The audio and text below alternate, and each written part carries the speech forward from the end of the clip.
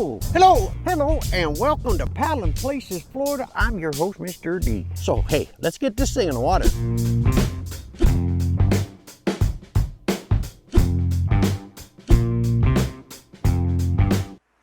Now, a word from our sponsor. Advanced Elements is the leader in design and manufacturing of inflatable kayaks with cutting-edge technology and providing excellent customer service. All of their products are designed to give paddlers the tools they need at a value they deserve. Check them out at advancedelements.com or call toll-free at 866-262-9076.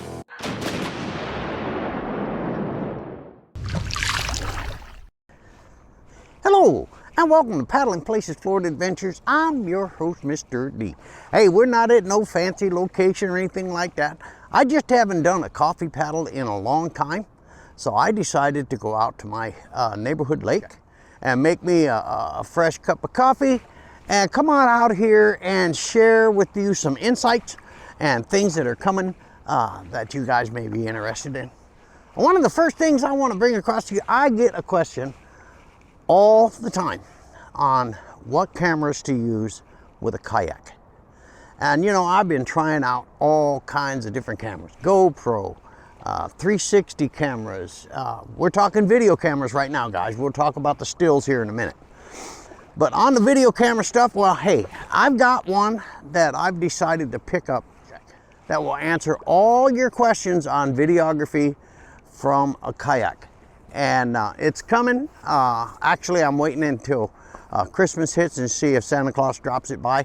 And then if not, I'm going to pick it up. But anyway, I just want to give you a little bit of a preview of what's coming. I've done a lot of research on this particular camera. Now, trust me, the one camera that I got up here right now, which is the Pocket 2, is perfect for above water photography. Now, if you noticed in the last couple of videos, I have had some underwater shots. Well, unfortunately, the Pocket 2 cannot go in water. It is not waterproof in any way, shape, or form. However, it does have a 3-axis gimbal built in, a tracking feature where if you got your a friend with you or your wife or whatever kayaking with you, you can draw a box around her and or that person, draw a box around that kayak, and that Pocket 2 from DJI will track them, and you don't have to do anything. You just keep paddling, and that's the key. I want a camera that will free up my hands 100%. Anyway, the drawback with the Pocket 2, and I love the Pocket 2, that's what I'm talking on right now. It has a wireless mic system, which is right here. And the camera's right there. And I'll tell you, it's my go-to camera for most of my narrations. I'd say 95%, and 100% when I'm on water. And as far as vlogging off water, okay, then I use the GoPro 9 with the vlogging kit and all that crazy stuff. But for on-water kayaking, this is the one I use. It does have so many features, and you can play with this thing beyond belief. However, that one shortcoming keeps me from saying, okay, I'm done looking, and that's not being waterproof. Now, the last 2 videos or 3 videos or whatever, I did some underwater photography using my 2 different 360 cameras. I found a flaw with that. The water can't differentiate between the 2 lenses on the opposing sides, and it causes a big line, and the editing, you get a lot of lost film. That had me looking at this other camera, and I ain't gonna tell you what it is yet, but I caught myself looking at this camera a lot, and I said, okay, big thing is very, very small, it's waterproof, has horizon lock. These are things you gotta look for in any camera that you're going to use with kayaking, especially a video camera. Does it have horizon lock? It's got to be able to lock the horizon, otherwise your camera is going to do all kinds of, see, now I'm rocking, you can see me rocking right here, but the lens is still locking on me as the main subject. And that's the one thing you gotta have, because there's nothing worse than seeing shaky footage or size weight footage and stuff like that. It's just horrible. So GoPro came out with Horizon Lock, which you have to buy that max lens thing to get the total 100% Horizon Lock. Basically what that does is, as you're taking a picture, you can take the camera and spin it all the way around like this, and it's still going to maintain Horizon Lock on the subject, which is really cool. Now, the GoPro Max 360 and the Insta360 X2 both have that. They both have Horizon Lock and all that kind of crazy stuff. And there is one other camera that does, and that's the one I'm looking at right now. Now, I'm not going to give it away. I'm going to wait until either I get it on Christmas Day, and that's today's the 17th, so we're getting close. We're like 8 days away, and and if Santa Claus was tells me I was good enough to have that, then I'm gonna take that and then do a review on that particular camera. And I think this will answer a lot of your questions. So anyway, we're gonna continue our paddle this morning. I'm out here in the AE 1044 DSXL. It's funny. My Airvolutions have been getting a lot of attention. I mean, me and my sister both, we out on the water, different places all over the place. My last two road trips were definitely Airvolution.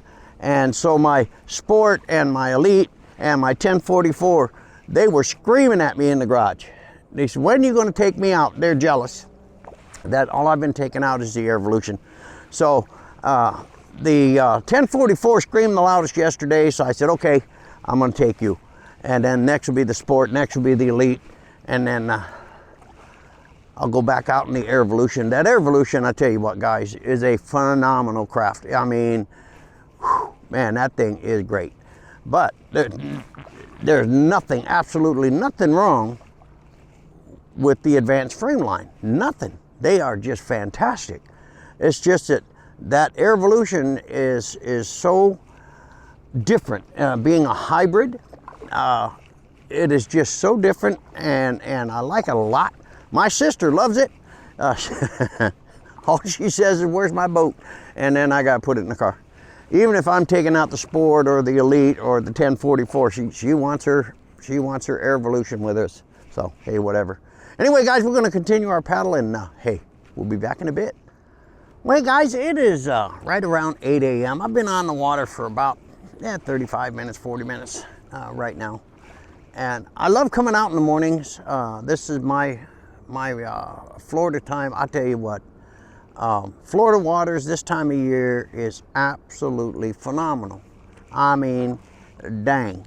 I'm out here just enjoying the water. You can see this is glass this morning. I looked at the weather and it said 1 mile an hour wind, which means nothing. There's no wind. So the lake today is absolutely flat. I want you to take a look at this.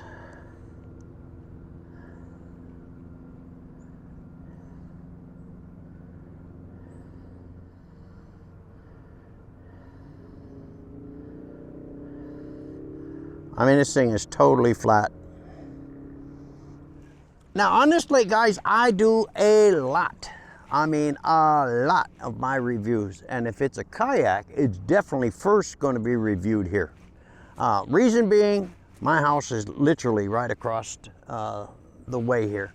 So if I get into trouble, I'm not a long way from home. I can get help, all that kind of stuff. It's just a safety thing that I do. Let me tell you how I do a kayak review. First of all, you know, I do the standard setup and tear down and all that kind of stuff. Now, before it even sees water, I get it all set up and then I put it in my pool. And the reason I put it in my pool, this is gator infested waters. I mean, there's gators in every body of water there is, and I don't want to be a gator's breakfast. So the first thing I got to see is first, how stable is the craft, and we're talking an inflatable, if I'm doing a review on an inflatable kayak. And so I put it in the pool. And what I do there is I find out, I determine its stability. I actually do a rock test. I'll do that for you right now. I'll sit here and rock the boat like this. to see if it'll flip on me. And I would rather have it flip on me in the pool than out on a body of water. Then there's the air part. If I'm doing an inflatable review, I want to make sure that the craft holds air. So the day I get the thing, I fill it and I let it sit. I let it sit on a patio after I do the water test and all that kind of thing. Check. I do a pressure gauge check. Now, depending on the day, if it's hot, it's going to go up a little bit because it's going to expand. If it's cold, it's going to go down a little bit. But if it's totally flat or drooping like a banana, okay, we got a problem. That means the craft has a leak somewhere, and then that particular review has failed. I actually did a off-brand. It was a Sea Eagle. I'm going to tell you what it was. It was a Sea Eagle, one of the lesser expensive ones. And I was doing a review on that, and I filled it. They got a weird way of filling that thing. They give you this clear card you got to put up along the side.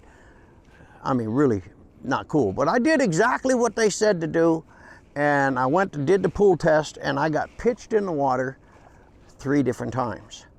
I went to get in it, it'd throw me out. I get in it again, it'd throw me out. Get me again. Man, I was over it. And then I found out later, after I rejected this thing, packed it up, sent it back to the manufacturer and all that kind of crazy stuff. So I went to this place called the Paddling Center. And I was going out for, I think it was a secondary review, and it may have been on the sneak peek of the Air Evolution when it first came out. And that was, what, 2 years ago now? Or July, it's been 2 years, whatever. Anyway, I'm out there and I see these people coming down with this same model Sea Eagle that I did the review on. Well, actually, that I didn't do the review on, and I just sent it back because it wasn't worth reviewing. And I see that it's droopy. And so I asked the young lady that were getting ready to launch the craft, I says, is that underinflated? And she said, well, we found out that if you inflate it to spec, it doesn't stay on top, it'll throw you out of the water. I said, amen. I told her my story, blah, blah, blah.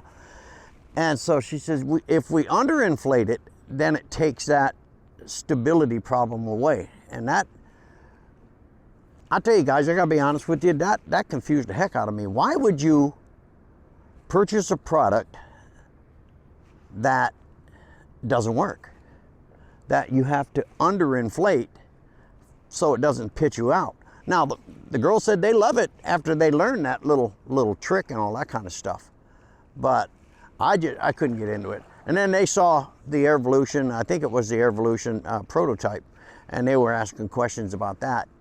And they got all excited when they saw that. And I told them my story and what happened, and she said, well, that's because you inflated it to spec, because it has this big, thick thing about this high. And it looks like stacked up mattresses, kind of, sort of. So the boat's very unstable, so it'll pitch you out. And I said, wow. So anyway, that was my experience with that. And then I was we were out doing our paddle the other day, the Christmas hat paddle. And a lady came out with a K2, and I saw it. And I gotta be honest with you guys, and I don't bash different brands, because I saw a boat out there, a BOTE model, and the young lady, first time out with it, well, it wasn't a young lady, but the lady that had it, and I said, that looks underinflated, and she didn't know what she was doing, and that's okay. It was the first time out, and you make all kinds of mistakes there, so I helped her and told her, I said, that boat is a high pressure craft, and it's BOTE. And she got that top of the line model with the modular systems and all that crazy stuff. And she says, yeah, it's squirrely. I looked at that thing, that is so wide. It's like a boat. It's not a kayak, it's a boat. Beautiful though. I mean, I gotta admit the craftsmanship is really excellent. So I kind of advised her, I said, that particular craft takes 12 pounds. She probably had 6 in it.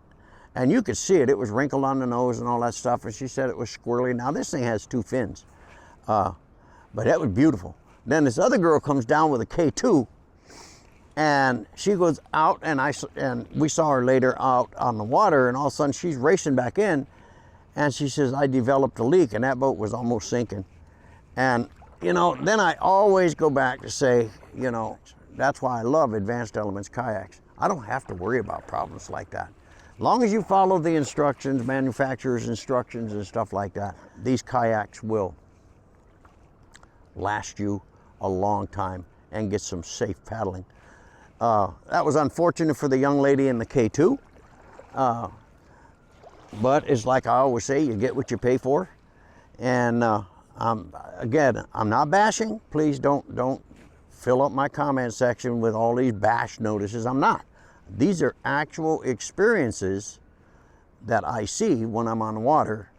And I got to admit though, that boat was really a beautiful boat, but it wasn't a kayak. She saw the Airvolutions, that lady, and man, she started asking questions up the gump stump on that. And I explained to her and had her feel how hard it was and all that kind of stuff. And I said, it's the same kind of manufacturing process in the boat as Advanced Elements does in this craft.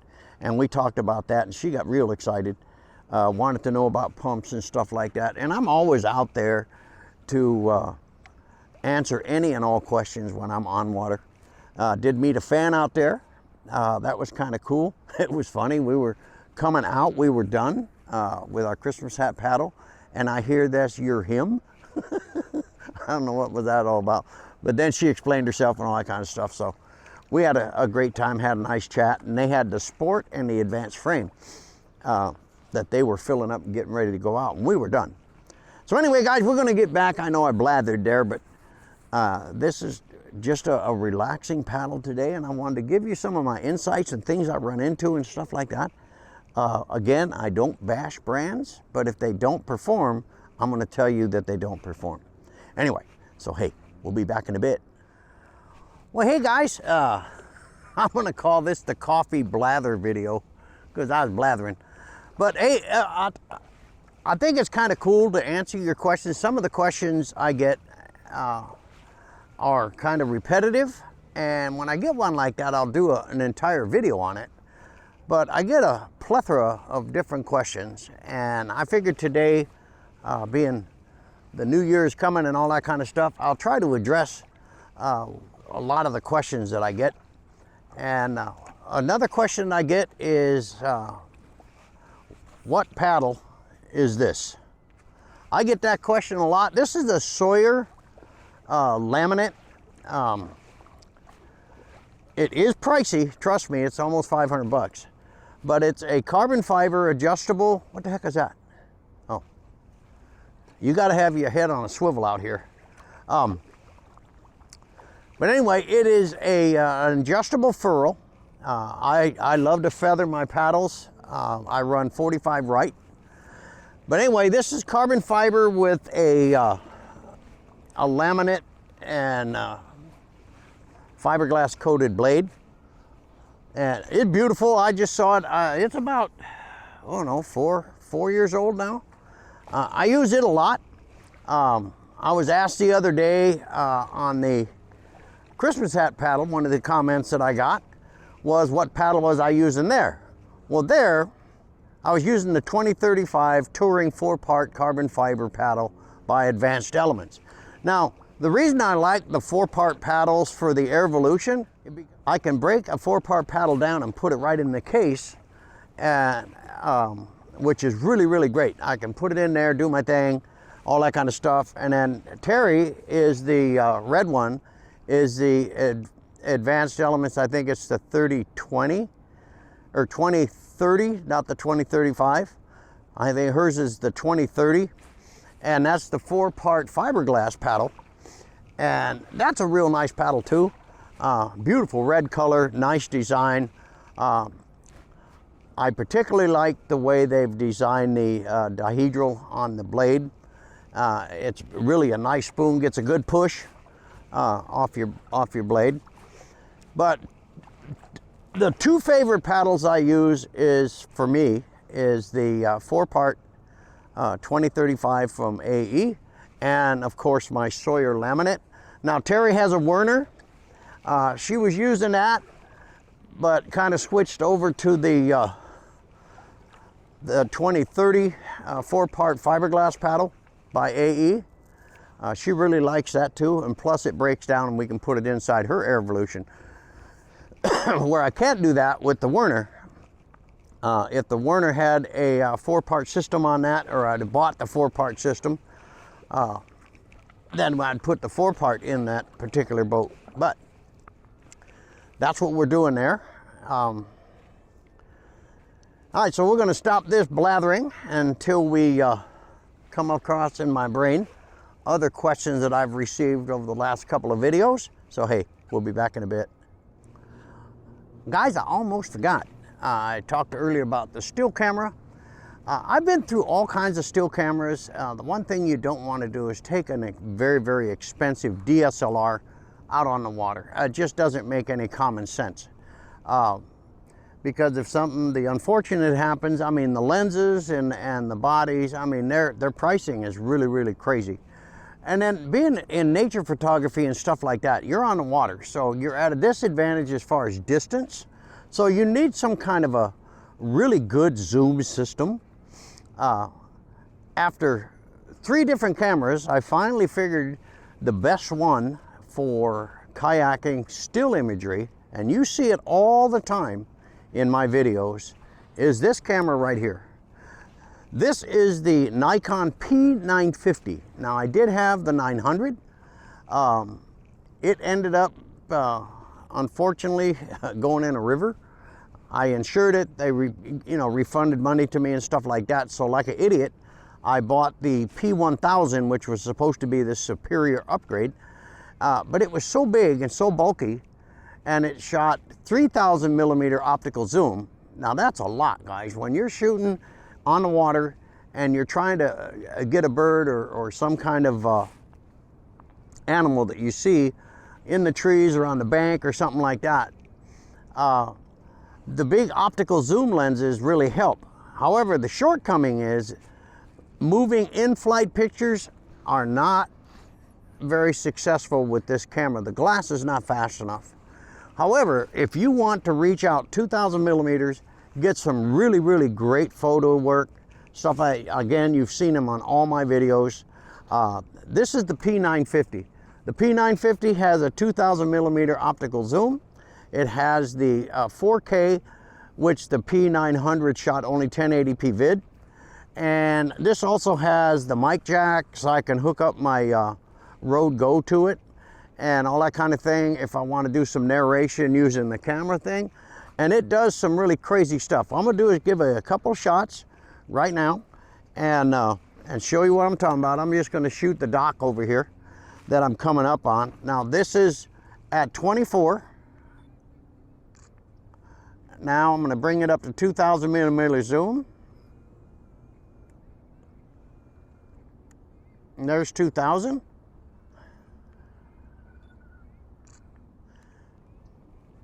All right, here's 1,000 millimeter.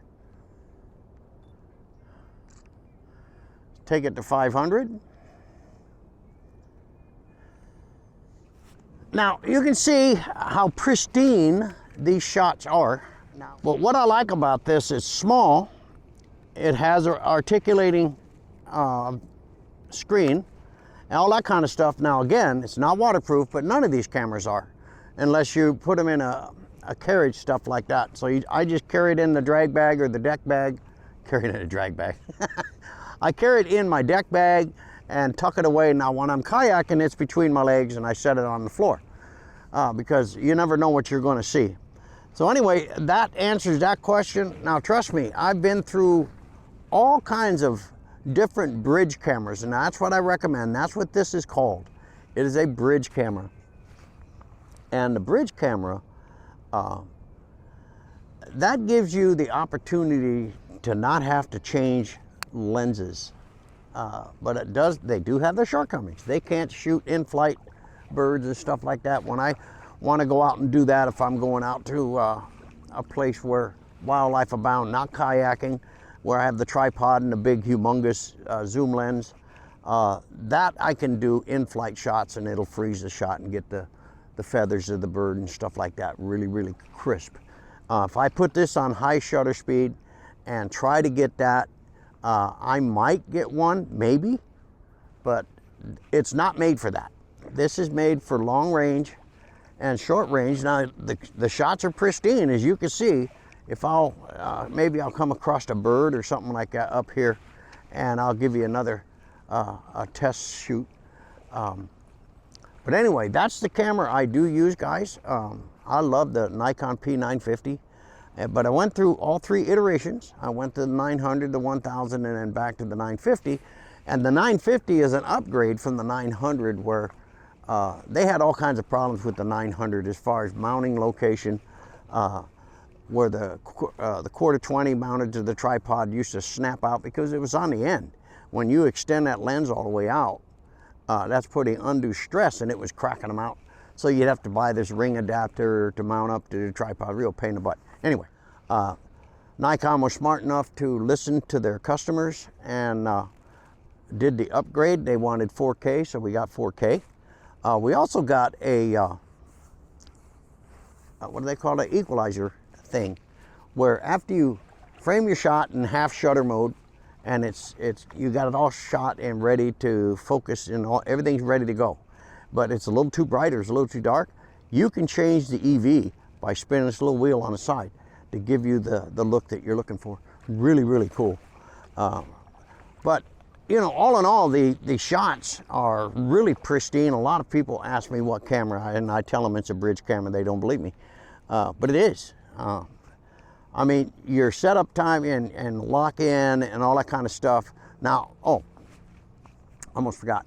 The setting in kayaking is, man, you can't be shooting manual in a DSLR or whatever camera you have. You can't shoot manual in a kayak. Things happen too fast. The birds and the animals, everything happens really fast. So I always recommend to anybody that asks that question, don't put it in P or auto. That's not going to work. But I would set your ISO to 200 and set your mode ring to A for aperture priority.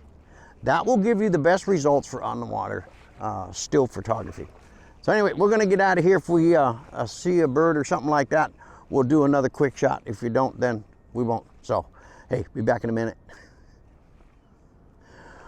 Well, hey guys, we're going to talk a little bit about one of the complaints that I get a lot. I mean, a lot. And that complaint is drying time. It's the nature of the beast, guys. This is an inflatable kayak. It's going to get wet. One thing that I've done to reduce my drying time more than 50% is to use 303 fabric guard. Now, when I winterize my kayak, which is your winterizing, it's my summerizing, I tear the boat completely apart and I recoat everything, all the material stuff, not the hull, but the polyester and stuff like that. I spray all of that with 303 fabric guard, and the main chamber enclosures, the seat, everything. I spray it all. And that has worked for the 3 seasons now. I have it on my boat right now, and the boat is still beading, and that's what you want.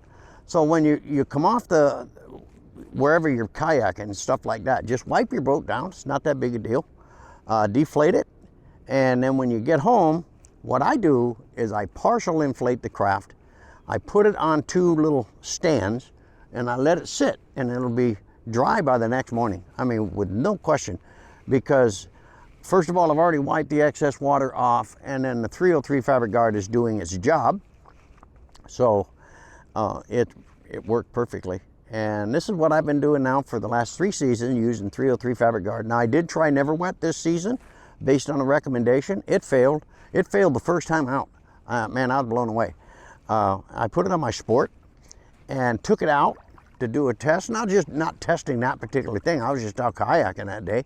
But I noticed that the water had already seeped into the polyester. And I went, what? Man, this is only the first time. So Never Wet failed big time. But the 303 fabric guard, it lasts my entire season. I got no complaints with this stuff. It really, really works well. So anyway, that answers that question. And as you guys know, I will answer every comment that comes in if it's a good comment. I mean, if I get, you always got those trolls in the basement and that kind of thing. those people I block. I mean, if somebody comes in and gets stupid, I just hit block and move on. You got to have a thick skin in this game. But anyway, for all you guys, I want to thank all my subscribers. I mean, we're over 4,500, and in a small niche market like what we have, man, that's doing really good. Now, I did turn off all the monetizations. I told you that before. The ads watching other videos really annoyed me, and I said, man, I'm annoying my viewing audience at the same time. And if you're not at 100,000 subscribers, you're not making any money anyway, so you're just annoying all your subscribers, and the people will leave. So that's why I shut off all my monetizations on all my videos, so you won't get hit with ads no more. And let me see, what else do I got? I think that's about it, guys, for today. So, hey, we'll see you on the next one.